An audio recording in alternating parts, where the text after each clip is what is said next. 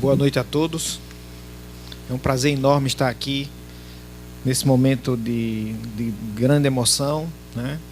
Onde nós vamos aqui, de forma bastante justa, homenagear os nossos colegas. E a Comenda Amigo da Medicina ela foi criada com o objetivo de homenagear, reconhecer aquele profissional que não médico, que dentro da sua atividade profissional defende a saúde como um todo, defende a boa prática médica, defende o médico e a medicina.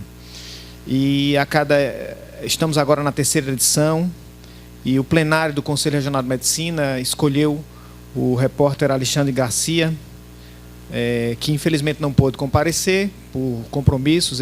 Hoje ele está no Rio Grande do Sul, a sua terra, e não pôde comparecer. E eu vou fazer um breve relato de quem é o nosso homenageado na Comenda Amigo da Medicina. Alexandre Garcia, ele costuma dizer que o repórter não tem que participar da notícia. A minha missão é contar o que houve, né? Isso é o que ele refere quando ele fala em relação à profissão dele. Ele tem mais de 50 anos de profissão, ele é nascido em Cachoeira do Sul, no Rio Grande do Sul, em 11 de novembro de 1940. E aos 7 anos já atuava como ator infantil. Eu não sabia disso. Ele foi ator infantil na rádio em que seu pai trabalhava. Oscar Garcia, ele era radialista, o pai. Aos 15 anos, Alexandre Garcia era locutor da pequena rádio independente de Lajeado. Estudou comunicação social na Pontifícia Universidade Católica do Rio Grande do Sul e iniciou a carreira de jornalismo como estagiário na sucursal do Jornal do Brasil, em Porto Alegre, e começou a escrever na editoria da Economia. A primeira cobertura internacional que participou, ainda trabalhando no Jornal do Brasil, foi a do fechamento do Congresso Uruguaio, em 1973, que instaurou uma ditadura no país vizinho. Em 1983, foi trabalhar na sucursal da TV Manchete, em Brasília. Lá fez entrevistas com presidentes como João Batista Figueiredo. E nessa entrevista, todos lembram quem na época estava. Ele relatou que eu quero que me esqueçam. Foi numa entrevista com Alexandre Garcia que ele fez esse tipo de comentário. Ainda na Manchete, trabalhou como correspondente internacional e cobriu as guerras do Líbano, das Malvinas, da Angola e da Namíbia. No final da década de 80, foi convidado pelo então diretor de telejornalismo da Globo,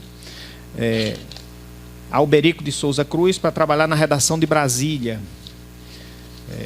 Armando Nogueira dizia para ele que ele sempre estava inovando, porque fazia gestos na televisão, era uma forma diferente de transmitir as notícias. Todo mundo ficava durão, segurando o microfone, enquanto ele caminhava, fazia gestos, e ninguém fazia isso antes. Era uma inovação na forma de transmitir as notícias. Ele foi diretor do jornalismo da Globo de Brasília, de 1990 a 1995. Acompanhou a posse de Fernando Collor, da presidência, a decretação do Plano Real, do Plano Brasil Novo, do Plano Collor, e fez a cobertura da Conferência das Nações Unidas sobre o Meio Ambiente e Desenvolvimento na Rio 92. Participou da transmissão do impeachment do presidente Collor, também da implantação do Plano Real nas eleições de Fernando Henrique Cardoso em 1994. Em 1996, ele passou também a apresentar o Espaço Aberto da Globo News.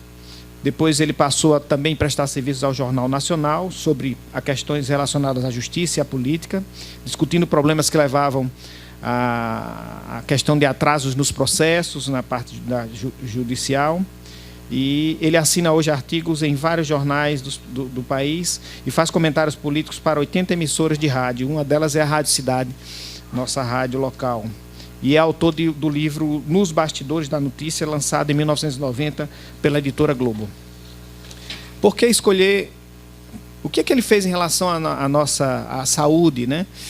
Recentemente nós tivemos um evento, na realidade um evento que se repetiu. Em 3 ocasiões o ministro da Saúde, ele falou que o médico finge que trabalha, né? Na realidade, quando você diz uma vez e você quer corrigir, você pode ter se equivocado, mas quando você faz 3 vezes em locais diferentes, faz o mesmo comentário, porque realmente você tem aquela convicção de que médico finge que trabalha. E eu gostaria que passasse agora o vídeo. Em 4 meses, uma única foi realizada. Porque um dia não tem roupa esterilizada, no outro não tem anestesista, no outro não tem material, no outro não tem ar-condicionado na sala de cirurgia. Isso é um exemplo do que tem acontecido nesses 7 anos de biometria. Médicos esperando para chegar a hora de ir embora, porque falta o básico para trabalharem. Fios apropriados de sutura não tem, sondas, tomógrafo que funcione, antibiótico específico, material de asepsia. Existem sim os espertos, né, que vão atender sua clientela particular, conseguem atestado fajuto e deixam os colegas a carregar o piano. Mas são minoria, né? A maioria até adoece por falta de meios para socorrer as pessoas. E é do dia a dia tirar do bolso para comprar o essencial. Semana passada, por exemplo, no Hospital Geral de Taguatinga, como nos outros hospitais de Brasília, não havia água quente para lavar os pacientes. E o inverno de Brasília tem sido o mais frio dos últimos 40 anos. Aí, médicos e equipe compraram, então, aquecedores de água, que não funcionaram, porque a rede elétrica do hospital é antiquada e não resistiu. O usual é transferir a incapacidade de administrar a saúde pública para os médicos, porque são as caras que aparecem, são os que veem o sofrimento dos pacientes, que precisam decidir quem atender primeiro, quem operar primeiro, escolhas de Sofia. Eles e a equipe de enfermagem são os que ouvem os gritos, são os que recebem até as agressões dos desesperados com o mau atendimento. Então, com o diagnóstico pela metade, o ministro da Saúde receitou pela metade, porque o principal não é salário, que evitaria a evasão. Ele poderia oferecer, em troca do ponto biométrico, meios para trabalhar. Para quem vive na linha de frente, essa é a realidade do médico que trabalha no serviço público no país, né? Então, ele foi um verdadeiro defensor desses colegas que estão ali trabalhando, e nós somos testemunhas, como instituição fiscalizadora, de encontrarmos colegas que tiram do próprio bolso para poder ter a mínima condição de trabalho.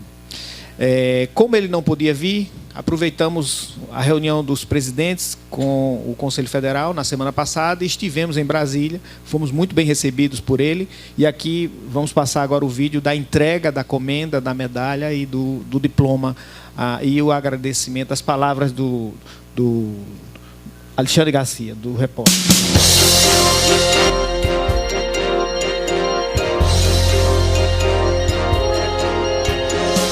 Alexandre Garcia, jornalista, 76 anos, mais de 50 dedicados ao jornalismo brasileiro, no rádio, na TV e em diversos jornais impressos pelo Brasil. Comentarista político e autor de grandes artigos, o gaúcho de Cachoeira do Sul é agora dono de mais um título, Amigo da Medicina. Foi agraciado com a comenda porque o Conselho Regional do Rio Grande do Norte reconheceu a importância do seu trabalho ao apresentar com sensatez a realidade da saúde no país, sempre ressaltando com altivez a defesa da classe médica, principalmente em momentos críticos, quando a categoria é atacada injustamente e responsabilizada por situações que não lhe competem. Em Brasília, o presidente do CREMERNE fez questão de entregar pessoalmente a homenagem e foi recebido pelo jornalista na sede da Rede Globo, na capital federal. Agradeço a oportunidade de agradecer ao Dr. Marcos e aos demais integrantes do Conselho Regional de Medicina do Rio Grande do Norte essa medalha que vai para a minha prateleira de condecorações, e esse reconhecimento, esse diploma, que vai para a parede da minha biblioteca. Das suas atitudes quando se refere à saúde pública, sempre se expressando com a verdade, que é isso que a gente quer. A Comenda Amigo da Medicina foi criada em 2015 pelo CREMERNE para reconhecer a atuação de profissionais de outras áreas na luta por um atendimento de qualidade na prestação dos serviços de saúde no Brasil e na valorização dos profissionais médicos que trabalham incansavelmente para isso. Os sacrifícios que eles fazem, principalmente no serviço público, para superar todos os obstáculos é algo que precisa ser reconhecido todos os dias, né, nos meios de informação, nos meios de comunicação, porque também trafega no sentido contrário, trafegam alguns preconceitos, né? Talvez inveja de gente que não conseguiu passar no vestibular da medicina.